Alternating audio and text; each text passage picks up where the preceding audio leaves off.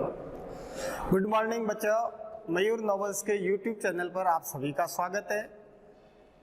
आज हम नया चैप्टर स्टार्ट करने जा रहे हैं, तारे और सौर परिवार। इसके भी प्रारंभिक कुछ टॉपिक है वो सिलेबस से हटा दिए गए हैं और इसका जो पहला टॉपिक आज लेने जा रहा हूं उसका नाम है तारामंडल।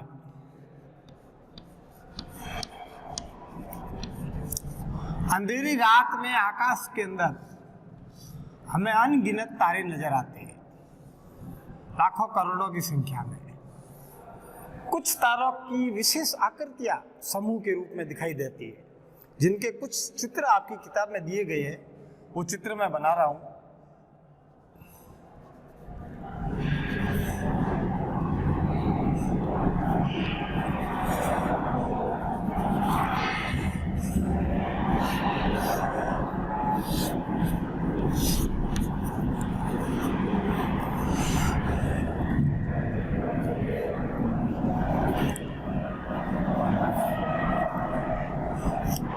एक तारामंडल इस प्रकार का बना हुआ है।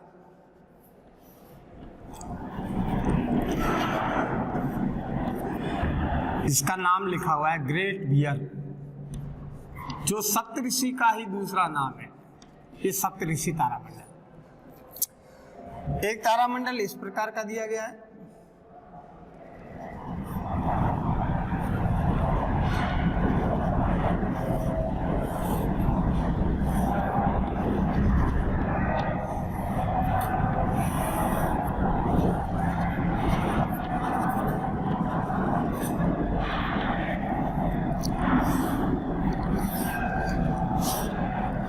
इसका नाम लिखा हुआ है ओरायन। ये ओरायन तारामंडल। इसके अलावा एक खड़े डब्लू की तरह ऐसे ये तारामंडल बना हुआ है। इसका नाम लिखा हुआ है कैसियोपिया।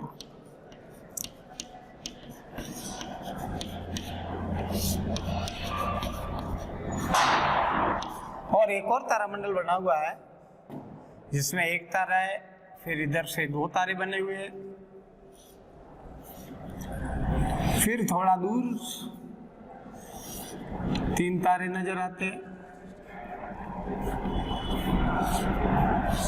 और फिर यहां से इसके तीन तारे और बने हुए हैं। ये है लियो मेजर।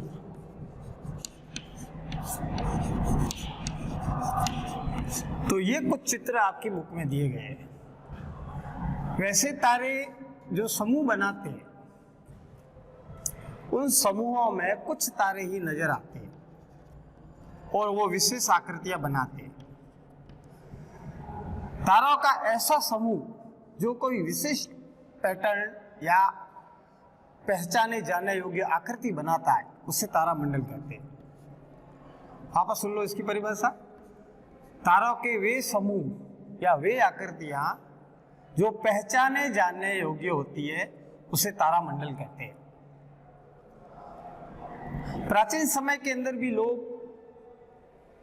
तारामंडल या तारों के समूह को पहचानने का प्रयास करते थे, उनकी कल्पना करते थे तारामंडलों की आकृतियों की। और वे तारामंडलों की जो उनकी दिमाग में जो कल्पनाएं होती थी आकृतियों की, वे उनकी जानी पहचानी वस्तुओं से होती थी।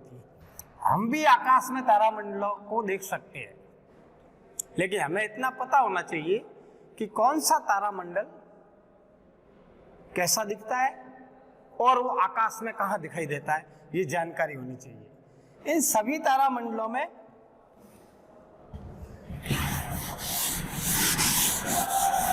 विश्वविख्यात या प्रसिद्ध तारामंडल है सप्तऋषि तारामंडल। सप्तऋषि तारामंडल को अलग अलग नामों से जाना जाता है। इसे ग्रेट बियर भी कहते हैं, अंग्रेजी में इसे अर्सा मेजर कहते हैं,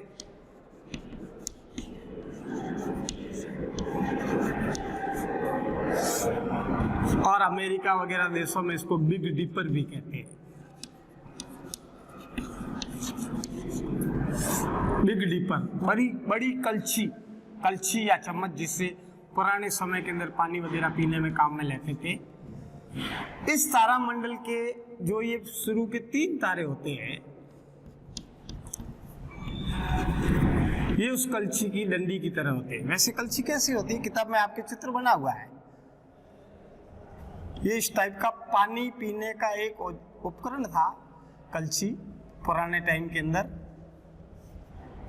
तो सप्तऋषि तारामंडल लगभग इस कलछी के जैसा होता है, या प्रश्न चिन्ह जैसा होता है, क्वेश्चन मार्क जैसा, प्रश्न चिन्ह जैसा।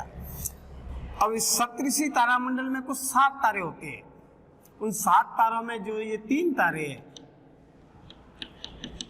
ये तारे उस कलछी की डंडी को प्रदर्शित करते हैं। ये कलछी का हैंडल या डंडी में होते हैं, और शेष तारे हैं वो उसकी कटोरी वाले हिस्से में होते हैं। ये कटोरी वाला हिस्सा जिसके अंदर पानी भरते और पीते। तो सप्तऋषि तारामंडल की इन दोनों से तुलना की गई। क्वेश्चन मार्क की तरह होता है या ये कलछी की तरह होता है। वैसे सप्तऋषि तारामंडल जो है, सप्त का मतलब है 7 और ऋषि मुनि। इस तारामंडल की प्राचीन समय के अंदर भारतीय मनीषी ऋषि मुनियों ने खोज की थी। तो भारत के जो 7 प्रसिद्ध ऋषि थे, उन 7 प्रसिद्ध ऋषियों के नाम पर ही इस तारामंडल के तारों के नाम रखे गए। अब जैसे पहला तारा है यहाँ पर, इसको मरीचि बोलते हैं। ये मरीचि, ये ऋषि का नाम है। और दूसरा तारा, इसको वशिष्ठ बोलते हैं, ये वशिष्ठ। तीसरे तारे का नाम है श्रृंगिरथ, ये श्रृंगिरथ या श्रृंगिरस। और यहाँ वाले जो तारे हैं उसमें ये वाला तारा है वो अत्रि कहलाता है, अत्रि। और यहाँ पर ऋतु, पुलह और पुलहतस्य।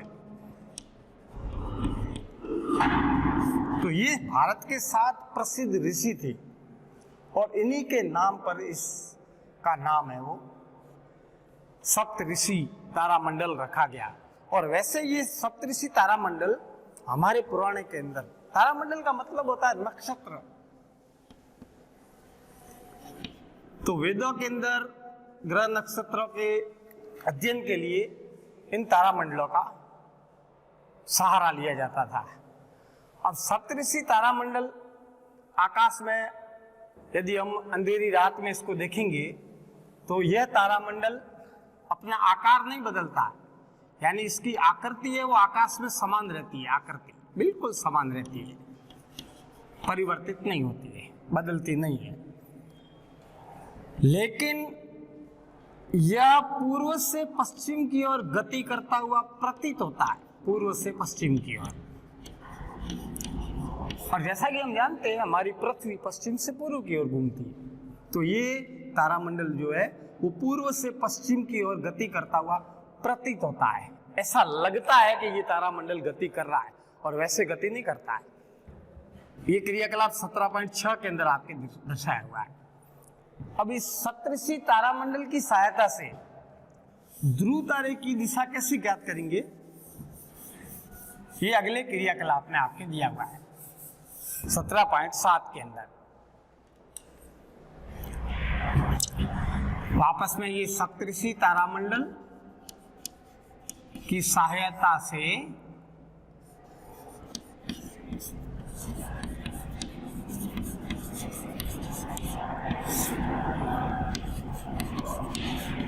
ध्रुव तारे की दिशा कैसे ज्ञात करते हैं, इसके बारे में मैं बताने जा रहा हूं। ध्रुव तारे का पता लगाना, ये आपकी बुक में एक क्रियाकलाप दिया गया है 17.7। उसका अध्ययन करोगे तो आपको इसका पता चल जाएगा। वैसे आपको सप्तऋषि की आकृति की जानकारी मैं दे चुका हूं।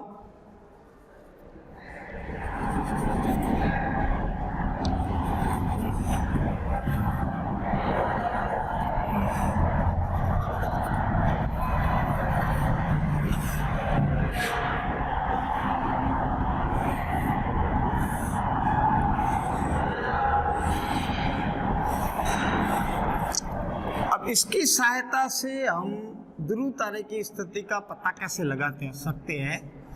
तो लगभग अंधेरी रात के अंदर जब आकाश के अंदर चंद्रमा नहीं हो, उस अंधेरी रात में रात के लगभग 9-10 बजे के करीब, हाँ किताब में 9 बजे का टाइम दिया गया, फिक्स नहीं है, 9-10 बजे भी कर सकते हैं, उत्तर दिशा की ओर सप्तऋषि तारामंडल की स्थिति का पता लगाना है। ध्रुव तारे का पता करने के लिए पहले सप्तऋषि को उत्तर दिशा में अंधेरी रात के अंदर जब आकाश में चंद्रमा नहीं हो तब इसका पता लगाना है। और इसके सिरे के जो 2 तारे हैं, इस तारे से इस तारों की सीध में जाने वाली एक सरल रेखा की कल्पना करनी है। सरल रेखा की कल्पना, ये सरल रेखा की कल्पना।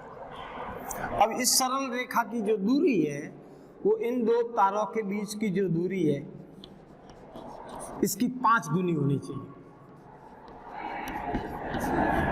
तो जहां पर ये दूरी समाप्त होती है वहां कम चमकीला तारा नजर आता है,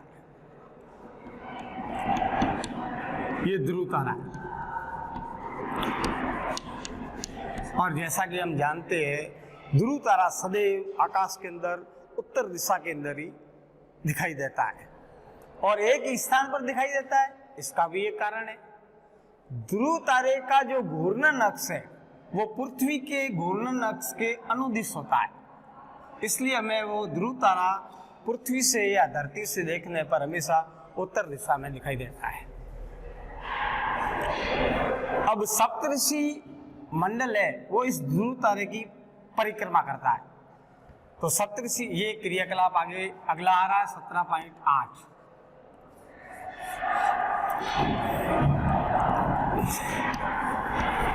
सप्तऋषि तारामंडल की ध्रुव तारे के चारों ओर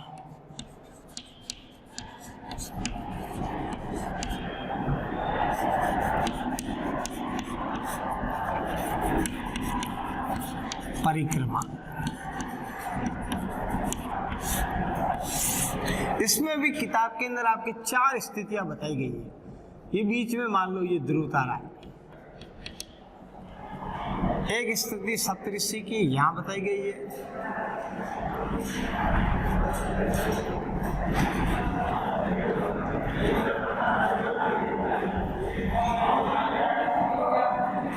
वापस इसकी स्थिति यहां बताई गई है,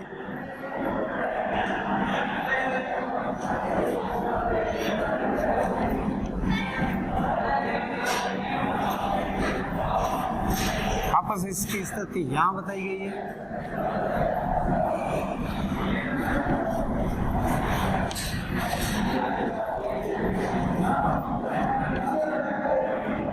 वापस इसकी स्थिति यहां बताई गई है।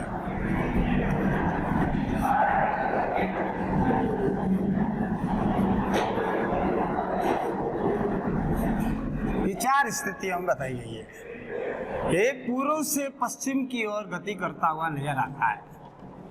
अब इसको यदि देखना हो तो रात में लगभग 3-4 घंटे के अंतराल पर या 2 से 3 घंटे के अंतराल पर